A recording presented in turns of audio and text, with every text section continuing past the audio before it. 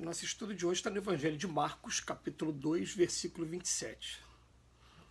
E disse-lhes: o sábado foi feito por causa do homem, e não o homem por causa do sábado.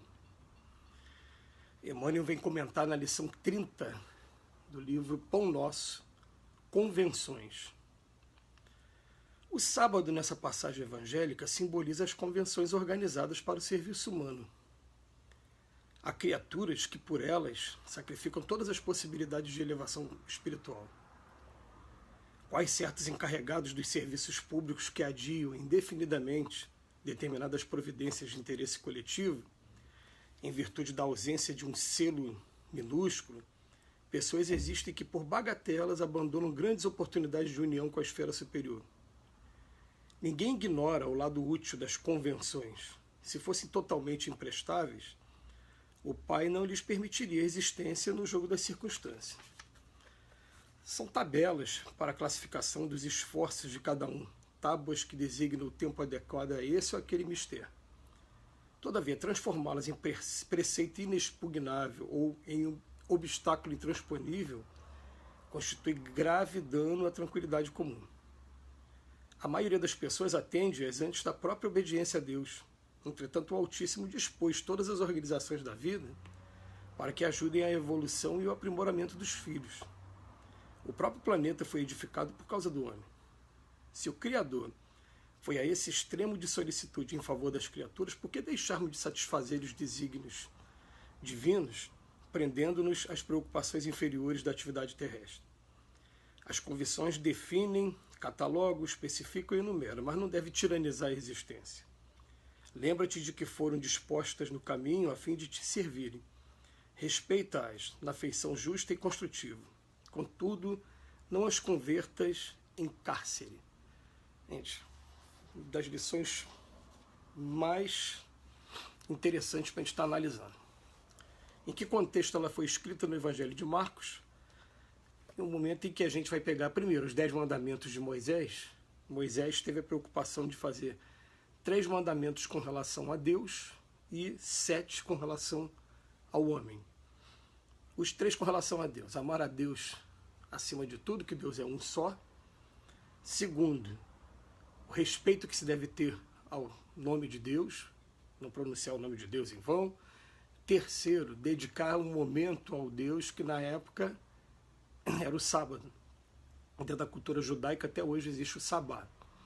E 7 com relação ao homem, que é não matar, não roubar e não desejar ou cobiçar o patrimônio do outro, não cometer adultério, não desejar ou cobiçar o companheiro ou companheira do outro, não prestar o falso testemunho, que é mentira, e honrar pai e mãe. São esses 10 mandamentos. O que acontece? Os judeus pegaram essa convenção do sábado e estavam criticando o Cristo pelo fato do Cristo estar fazendo curas, está pegando o momento também de divulgação da Boa Nova no sábado. E o Cristo, num determinado momento, Jesus fala para eles, fala: mas vem cá, mas se alguém ficar doente no sábado, vocês vão deixar de atender essa pessoa porque é sábado, tem que me dedicar a Deus? Se o filho de vocês estiver passando fome, estiver passando por uma situação de emergência, vocês vão deixar de atender só porque uma convenção foi estabelecida, uma convenção que, na verdade, tinha por objetivo criar no homem as primeiras disciplinas com relação a Deus. Tem um momento para você pensar nisso, para você fazer ali o jejum de palavras, de pensamentos, até o de alimento tem esse objetivo, né?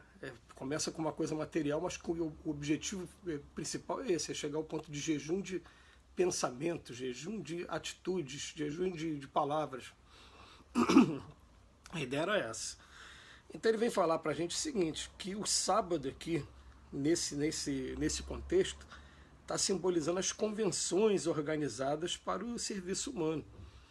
E dentro dessa ideia de convenções, é um dos exemplos maravilhosos que caiu na minha vida, eu ganhei de presente na minha vida, foi quando foi perguntado para o Chico Xavier qual que ele achava que tinha sido o dia mais importante da vida dele, e a resposta dele, que muita gente no meio espírita conhece, né, ele diz: para mim o dia mais importante era o seguinte, é porque quem já teve a oportunidade de ir em Pedro Leopoldo como eu fui, Pedro Leopoldo fica próximo da capital de Minas Gerais, Belo Horizonte. Fica a 20 a 30 minutos de ônibus, de carro de lá de Pedro Leopoldo, né, de Belo Horizonte.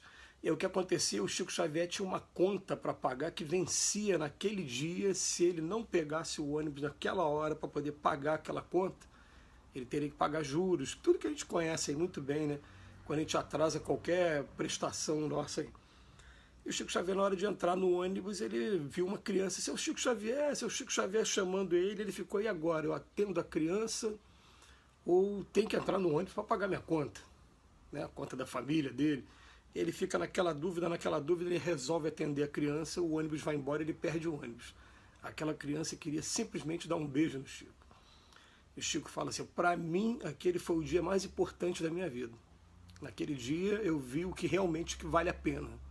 É o dinheiro depois, tiveram que se virar, é claro, tiveram que pagar os juros aí do atraso do pagamento da prestação, mas cada um vai escolher agora qual é a boa parte, qual é a parte que você quer. Gente, isso dá margem a tantas interpretações, a tantas coisas, tantas convenções que a gente cria em nossas vidas. Ah, eu não posso ajudar o próximo porque tem um aniversário de alguém. Eu não posso porque vai ter uma solenidade assim, assim, assim. Ou então, às vezes, até mesmo por conta da reunião, né, das nossas reuniões públicas, em que a gente chega à conclusão do seguinte, né? É claro que não é tudo, por qualquer coisa, que eu vou deixar o compromisso que eu assumi com as atividades religiosas que eu tenho. Mas tem atividades que, de uma vez por todas, terão valido mais a pena do que eu ficar ali apenas para dar uma satisfação exterior, cumprindo com as convenções. Então já teve dia assim, de eu chegar na casa espírita, um especial, eu me lembro assim, com muito carinho, que a minha esposa estava grávida da minha primeira filha, e a gente estava fazendo obra em casa, e ela já com uma gestação bastante avançada, 7, 8 meses, quase nascendo a minha filha. A gente precisava ir na loja de material de construção, e ela resolveu ir comigo. E eu, por conta daquele atraso, né, falei, não, ela me deixa no centro. Ela me deixou no centro. Quando eu chego no centro, eu cheguei um pouquinho atrasado, eu estava na direção da reunião pública, e aí o presidente da casa falou assim, não, aqui tem que sentar na mesa, chegar com 15 minutos de antecedência. Não chegou com 15 minutos de antecedência, botou a pessoa no meu lugar. Eu falei, que bom então peraí, então eu não vou deixar minha esposa sozinha, grávida de quase 8 meses, na loja de material, eu vou com ela. Deu tempo de eu ir correndo, voltar correndo, nem dei satisfação, voltei correndo, chamei, gritei, peguei o carro e fui.